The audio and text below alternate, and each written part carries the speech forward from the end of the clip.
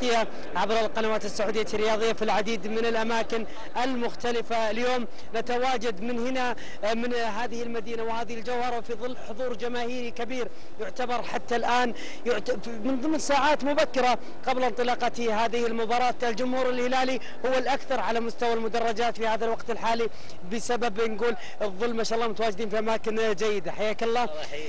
حضرتم من وقت مبكر نقول تواجد الجماهير من الظهيرة على مستوى خارج الملعب. الساعة 4 افتتاح الملعب، تتواجد في ساعات مبكرة وعندك كرسي محجوز وأماكن مجهزة لك، وش الأسباب؟ والله نشكر على حسن التنظيم، لاحظنا حسن تنظيم دخلنا الملعب والله شفنا. إذا أنت دقيقة، إذا أنت ضامن المقعد حقك ليش حاضر في وقت مبكر؟ من حسن التنظيم دخلنا الملعب كل واحد مقعد محجوز له ولا يعطيك العافية. الله يعافيك. اليوم مباراة تجمع الهلال والنصر نهائي نقول على مستوى ملعب الجوهرة بشكل جيد حتى الآن عملية التنظيم. هلال ونصر ايش تتوقعها؟ والله شوف اذا التحكيم مضبوط راح يفوز الهلال. تحكيم اجنبي اليوم. تحكيم اجنبي بس التحكيم الاجنبي هذه كلها اثرت على الهلال. وان شاء الله اليوم اذا تحكيم كويس انا اضمن الهلال يفوز 4-1. ليش الجمهور دائما يحب يحضر مبكر يعني من الظهر وانت جالس في الشمس خارج اسوار الملعب؟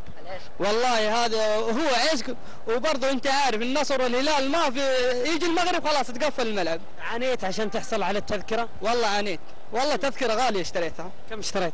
والله 200. وش السبب؟ السبب ما في الموقع ينفك ويتقفل ينفك ويتقفل. اشتريت سوق سوداء؟ لا برا. برا سوق سوداء يعتبر. ايه. يعطيك العافية. الله يعافيك. هلال ونصر. هلالي. اكيد. هلال يلعب امام النصر من خلال هذا النهائي، الكل يبغى يحصل على هالكاس، كاس مهم. الهلال يمكن اكثر نادي حريص جدا على انه يحصل على هالكاس، وايضا النصر، لكن الهلال بحاجه كاس في السنه هذه. والله حتى الان الهلال ما فيها خوف ان شاء الله. اذا التحكيم مو ضد الهلال ان شاء الله يفوز الهلال، واتوقع ان شاء الله 5-2. النصر في ظل عودته القويه وحصوله على البطولات الفتره الاخيره، ايضا حصوله على الدوري، ما يسبب لكم ربكه او ازعاج او تخوف؟ لا والله احنا متعودين على هالوضع، يعني اي وقت ما يجي النصر ان شاء الله الفوز الليل ان شاء الله. السهلاوي اليوم ضمن القائمه الاساسيه في نادي النصر. السهلاوي تعودنا اي مباراه مع الهلال دائما هو حاضر. لا ان شاء الله في دقائق وكواك ان شاء الله ما يمشي. يعطيك العافيه. تتخوف من المباراه هذه؟ إذا لعيبة الهلال في يومهم والله ما يشموها جمهور النصر. ليش؟ هلالي. ليش كذا ما يشمونها طيب؟ لعيبة الهلال دائما متعودين على البطولات، النصر 20 سنة عنده بطولتين بس. بس رجعوا رجعة قوية يعني. خلاص الهلال بياخذ حقه كذا، هذه السنة ما أخذ ولا بطولة. تعتقد النصر أكثر جاهزية من الهلال من خلال المباراة هذه؟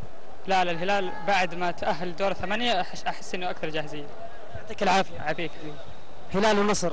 هلالية إن شاء الله 3-0 إن شاء الله. ليش؟ مستوى الهلال اذا كان قدام نفس بيروزي مشيئة الله لان الفوز هلالي وان شاء الله نرفع البطوله هنا ان شاء الله. العافيه. الله يعافيكم ان شاء الله. شكرا. اذا علي من خلال تواجدنا ان شاء الله راح نتواجد انا والزملاء ان شاء الله على مستوى الهلال والنصر في العديد من الاماكن اللي متابعه لادق التفاصيل تحديدا على مستوى هذه المباراه. صوت الصوره لك علي يوسف. شكرا زميلنا عبد العزيز الحميد من على ارض ملعب الجوهره، انت وبقيه الزملاء.